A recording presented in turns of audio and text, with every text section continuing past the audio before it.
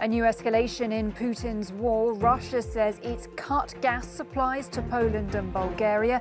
The EU accuses Moscow of blackmail. President Zelensky accuses the Russian special services of carrying out false flag attacks in Moldova, sparking concerns that Putin plans to expand the conflict. Here in the Cube, we look at the latest false claims about the war in Ukraine, including an alleged army heroine.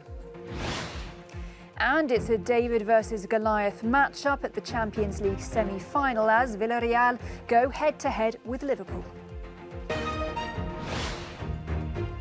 I'm Helena Humphrey. Good to have you with us. The EU has accused Moscow of blackmail after Russian gas giant Gazprom announced it was cutting supplies to Poland and Bulgaria. Well, Gazprom says it took the decision because the two countries failed to make payments in rubles. The Kremlin has defended the move, with some officials calling for further suspensions of gas to Europe. EU Commission President Ursula von der Leyen described the move as unacceptable, but insisted that contingency plans were in place. Gazprom's announcement that it is unilaterally stopping gas deliveries to certain EU member states is another provocation from the Kremlin. But it comes as no surprise that the Kremlin uses fossil fuels to try to blackmail us. This is something the European Commission has been preparing for in close coordination and solidarity with member states and international partners. Our response will be immediate, united and coordinated. Well, in Brussels, covering that emergency meeting on gas supplies is our correspondent, Shona Murray. We can cross over to her now. Good evening to you, Shona. You were covering that emergency meeting there on gas supplies. This is an eventuality. This is a prospect that the EU's been talking about for a while now. They've had a while to get their head around it. But at that meeting today, did they put forward any concrete contingency plans? Well, as you mentioned there, this has been ongoing since even before the Russian invasion. Obviously, the plans to move away from Russian fossil fuels have obviously been accelerated. And today they've had to be accelerated earlier, or more. So we heard from Ursula von der Leyen, President of the European Commission, that the member states met under the gas coordination group where Poland and Bulgaria explained what was happening.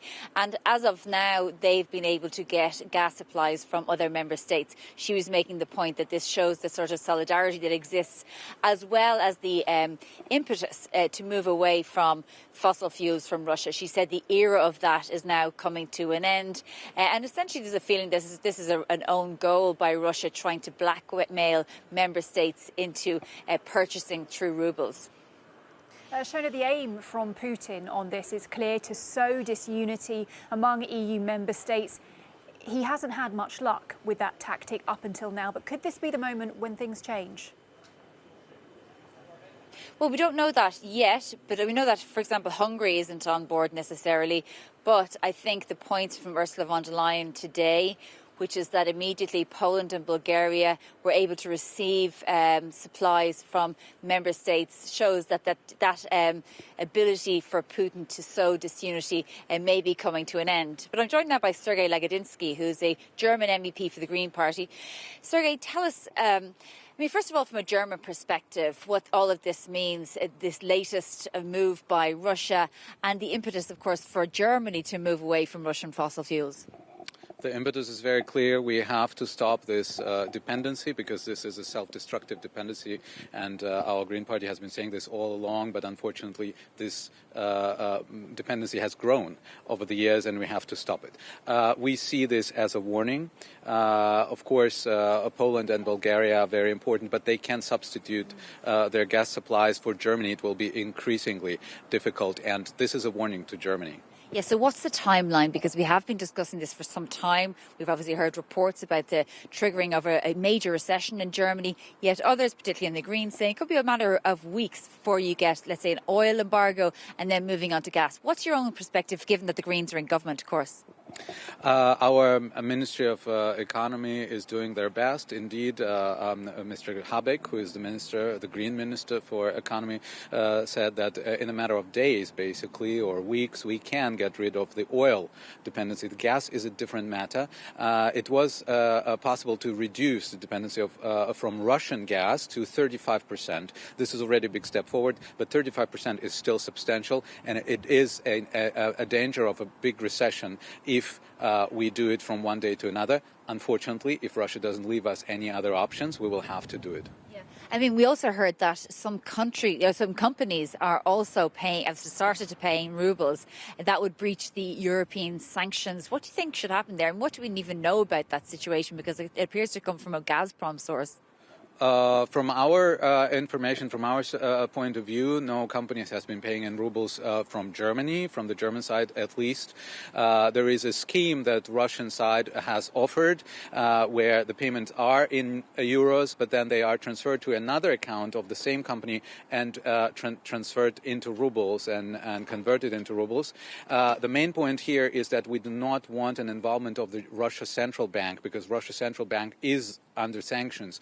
And this is not clear, not very transparent, what role Russian central banks and the whole issue of exchange conversions on the exchange is going to play. One thing is very clear: we cannot undermine our own sanctions, and everything should be done that this does not happen. Just on sanctions, I mean, we were talking earlier about Putin's plan to sort of sow disunity, as he always does, and again with this sort of move. How likely do you think that is, given that we may be coming to the end of the road in relation to sanctions if if you sort of set aside oil and gas? Look, Putin is doing here an interesting move, but I think it's a self-destructive move, because Bulgaria is actually one of the countries who was very hesitant to put themselves fully on the side of Russia. If we talk about weapon supplies for Ukraine, for example, Bulgaria said we will not participate in that, at least not openly. And now Bulgaria is hit by those sanctions or by this destructive behavior of Russia. And I think this will backfire to Putin. And this will solidify the European side rather than bring us apart. Do you fear that there is ever going to be some sort of fatigue setting in, even though the war crimes, the atrocities keep coming? This is indeed a danger, a risk of any ongoing and long prolonged conflicts, and we have to do everything possible to keep our mind focused on what is going on in Ukraine and not to start losing ourselves in our own concerns, also economic concerns. But we should be aware of the fact that we should construct and exercise our sanctions so that they are effective and that they hurt the other side more than it hurts us. This is the main point, because geostrategically we are only strong if our economy is functioning, and this is also a part of this puzzle that we have to solve. Okay, Sergei Lagodinsky, thank you very much for joining us tonight. And back to you in studio. All right, great to have that perspective. Shona Murray there in Brussels. Thank you, Shona. Well, Ukraine is preparing charges of war crimes against Russian military personnel, and as it does so, the European Commission wants to strengthen its own investigation by proposing several changes to the mandate of Eurojust. That is the EU's body to address international crime. Christopher Pitchers explains. Brussels wants alleged war crimes committed by Russian troops in Ukraine to be investigated. The European Commission is proposing strengthening the mandate of Eurojust, the bloc's agency dealing with judicial cooperation among member states, by allowing it to collect and store evidence of Russian war crimes, including videos, photos and satellite pictures. Eurojust is the place where we can really coordinate the action of all member states through prosecutors present in each EU country, but also with external partners such as Ukraine, which is working with Eurojust. The idea would be for the agency to then share any information gathered with other international authorities.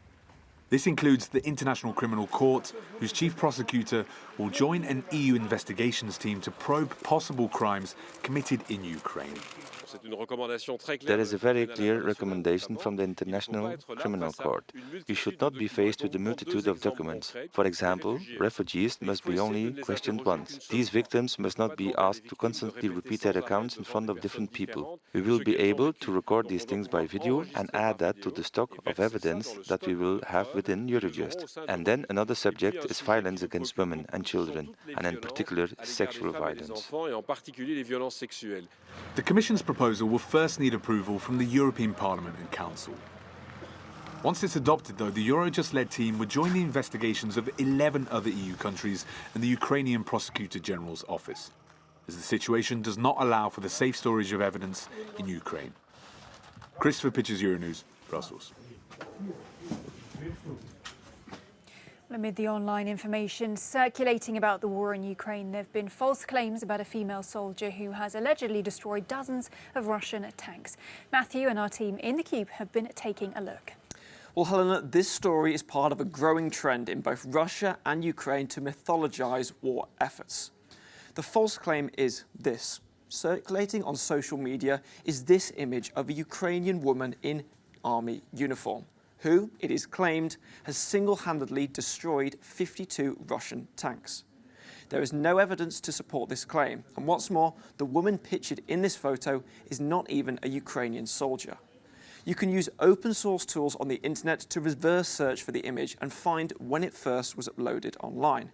And if you do that, you'll come across this article from 2021 on the Ukrainian military news website. This article identifies her as Major Victoria Palamarchuk, a medic and traumatologist who has been serving with the Ukrainian Medical Service since 2014. So she is not a soldier who has destroyed tanks. And what's more, speaking to the Associated Press, her mother has denied these allegations, saying that they are false and stating that her daughter does not need these false merits. It's not the first misleading claim of heroism we've seen spreading in the country since the start of the war. You may remember, for example, folk stories about the so-called Ghost of Kyiv, who allegedly shot down 6 Russian planes at the very start of the invasion. Stories like this can provide hope to Ukrainian civilians during wartime, but they can also draw attention away from genuine acts of heroism. Helena, since the start of the war, Ukraine's defense ministry said it has destroyed more than 750 Russian tanks, but there is no evidence that one female Ukrainian army officer is responsible for dozens of those. Ukraine's president is warning that Russia is trying to destabilize Moldova's Transnistria region by carrying out false flag attacks. Volodymyr Zelensky says that Moscow is trying to find a way to intervene further in the area, which lies just to the west of Ukraine. It's been controlled by pro-Russian separatists since 1992 and already has 1,500 Russian troops permanently stationed there. President Zelensky is accusing Russia of orchestrating the violence there. We understand that this is clearly one of the Russian steps. The special forces are working there. It's not just about fake news. And the reason is clear. It's to destabilize the situation in the region, to threaten Moldova by showing that if they support Ukraine, then there will be these steps or those steps. Well, to talk more about this, I'm joined in the studio by our correspondent, Sasha Vakulina. Good evening to you, Sasha. A clear accusation, from President Zelensky there that we are seeing false flag attacks in Moldova. Are we now seeing a new front opening up in this war? Well, it clearly looks like it. Also, we heard the accusations from the Russian-backed government of Moldova's breakaway Transnistria regions, accusing Ukraine of firing shots into the region. The accusations were coming from both sides, suggest it's such a strategically important region for Ukraine, and it is a very important region for Russia as well, because a couple of days ago we heard from one of the Russians' military leaders who said that they do want to establish this southern corridor with access to Transnistria. Now, an interesting thing here is the Institute for the Study of War, the US think tank based there. It's said that indeed Russian false flag attacks continue in neighboring Moldova, and the think tank says the explosions may be an effort to draw pro-Russian troops in the Transnistria region into the conflict. There are indeed some permanent troops that are there. There is a possibility to reinforce that. Theoretically, Russia could add more soldiers and more forces there to Transnistria. But at the same time, the Institute for the Study of War says the Russian forces are not likely sufficient to mount a credible attack on Odessa by themselves, and nor are the Russians likely to be able to reinforce them enough to do so. we have to see how it goes on, because the troops that are currently there with the arms and the weapons that are in Transnistria, the way they will try to go to Odessa, that did have time to prepare and to defend itself. Sasha, right now we are on day 63 in this war. Fighting continues to rage, particularly in the east and the south of the country. Are Russian troops gaining ground there? Well, the fighting indeed continues on all the front line in the east of Ukraine, starting from Kharkiv all the way to the south. And we have seen a rather different strategy now in the east. They're moving in a different way, making a bit sounder military choices. The strategy changed here.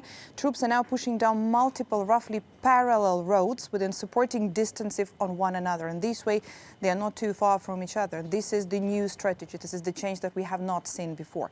Now, when it comes to the south of Ukraine, specifically to Mariupol, Ukrainian defenders and soldiers at Azovstal are still holding up, although Azovstal is being heavily bombarded and attacked. Every day, every night, we've been seeing attacks. So the claims that there will be no storming, as we said, that does not mean they will not be attacking Azovstal in Mariupol. Also interesting here that there was some footage of continuing Russian tanks shooting at buildings outside of Azovstal. And this, according to the Institute for the Study of War, might indicate that Ukrainian defenders likely still hold positions beyond the boundaries of the plant itself.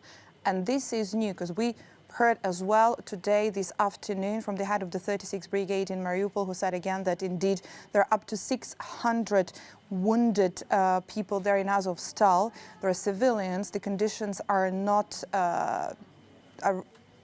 human there. When it comes to helping people, when it comes to helping the wounded, they can't do that properly because of the hygiene issues there at Azovstal. And he again asked for the procedure of extraction by the third-party country. And he's calling on the world leaders and Ukraine allies to do that as soon as possible. All right, Sasha Vakulina, bringing us the latest on this war, which is now into its second month. Sasha, as ever, good to talk to you. A Myanmar court has found former leader Aung San Suu Kyi guilty of corruption and sentenced her to 5 years in prison, what is the latest verdict in a series of secret trials. Suu Kyi has been under house arrest since February last year when a military coup ousted her elected government. She's been charged with a raft of criminal offences but has denied all allegations. Her supporters and independent legal experts say that the closed-door hearings are a move to discredit Suu Kyi and justify the military seizing power. A court has ruled that the UK government acted illegally during the early stages of the pandemic when an unknown number of elderly patients in England were discharged from hospitals to care homes without being tested for COVID. Judges say that the policy in 2020 failed to consider the risks that non-symptomatic carriers of the virus pose to older and vulnerable people. Around 20,000 people died with coronavirus in British nursing homes during the initial months of the country's first outbreak. Aerospace company Spacex has launched 4 astronauts to the International Space Station for NASA. It is the first NASA crew comprised equally of men and women, including the first black woman making a long-term space flight. The crew left Cape Canaveral in Florida this morning in the Falcon 9 rocket, and they'll spend 5 months at the orbiting lab. The Champions League semi-final first legs continue tonight. Manchester City beat Real Madrid 4-3 in an epic clash on Tuesday evening. Tonight's game sees Liverpool host Villarreal at Anfield. And to discuss last night's thriller and preview the second semi-final, I'm joined by sports editor Andy Rubini. Andy, last night's match already being described as a bit of a classic. So talk us through some of the breathtaking moments. One of the best games I've seen for sure. Two teams that wouldn't back down. And Manchester City got off to a blistering start, 2-0 after 11 minutes, but I believe the turning point occurred after 25 minutes. Riyad Mahrez threw on goal, one-on-one with the goalkeeper, could have squared it to Phil Foden, decided to go alone, missed the target. Still 2-0, but the camera zooms into Pep Guardiola, who's absolutely fuming. Now, you might think, OK, Pep, it's OK, we're leading 2-0, 70% possession. Karim Benzema has hardly touched the ball yet, but Pep Guardiola knew that if you didn't take those chances against Real Madrid, they would come back and punish you. This is exactly what's happened. Karim Benzema with another double, another brace to take his tally to 9 goals in his last 4 Champions League games. That's absolutely incredible for the French international. 4-3 was the final score, and it will be tough at the Bernabeu because as this is not a great scoreline for Manchester City, and it will be tough in the Spanish capital. I have to say, a lot of oohs and ahs here in the newsroom were heard as well. Certainly a riveting game. Moving on to tonight then, when many people are expecting in-form Liverpool to win at home to Villarreal. But you know, at the end of the day, the Spanish side did produce quite a shock in the quarter-final. Any chance that they could pull off a similar upset? Of course, and I think it's completely possible. Now, I've watched them closely against Juventus. I watched them closely against Bayern Munich. That first leg against Bayern Munich, it was 1-0, but it could have easily have been 2 or 3 going into that second leg at the Allianz Arena. I'm pretty sure Jurgen Klopp won't be taking them lightly. Now, with Villarreal, it's not so much about individuals, but more about this teamwork led by Unai Emery, who, despite iffy spells at Arsenal, PSG, is a top-tier manager. I actually have a friend whose brother used to play with Unai Emery back in his Real Sociedad days, and was telling me that Unai Emery would take notes almost like a mathematician, rallying his troops, saying how they should play against oppositions. He was a manager before being a manager. He could suss out other oppositions. Now, he's probably sussed out Liverpool, but can you really stop Liverpool at Anfield with the likes of Sadio Mane, Mo Salah, Virgil van Dijk? It will be tough for Villarreal, but anything is possible. All right, well, we'll see whether his maths work out for him tonight. Andy Rubini, thanks a lot. Well, we leave you with a no comment now from Maastricht in the Netherlands, where the Dutch royal family greeted crowds as the country celebrated the King's birthday. Thanks for watching Euronews Tonight.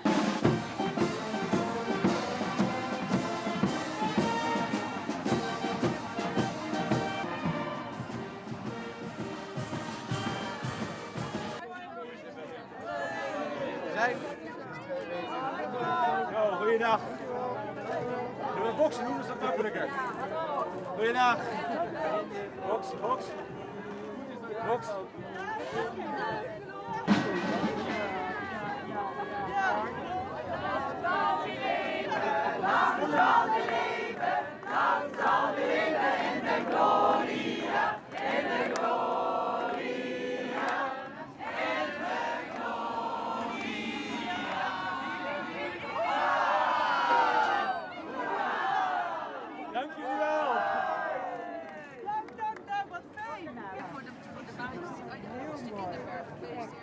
Fantastisch, dankjewel. Mag ik een hand voor jou? Ja. Dankjewel. Nu geven jullie de bloemetjes maar aan. Maar de mensen net wel. En nu dan, hè? En nu dan. Oh, dat ben ik. Ah, dat vind ik nou leuk. En zo heet ik. Wat schat ik dit? Zo simpel.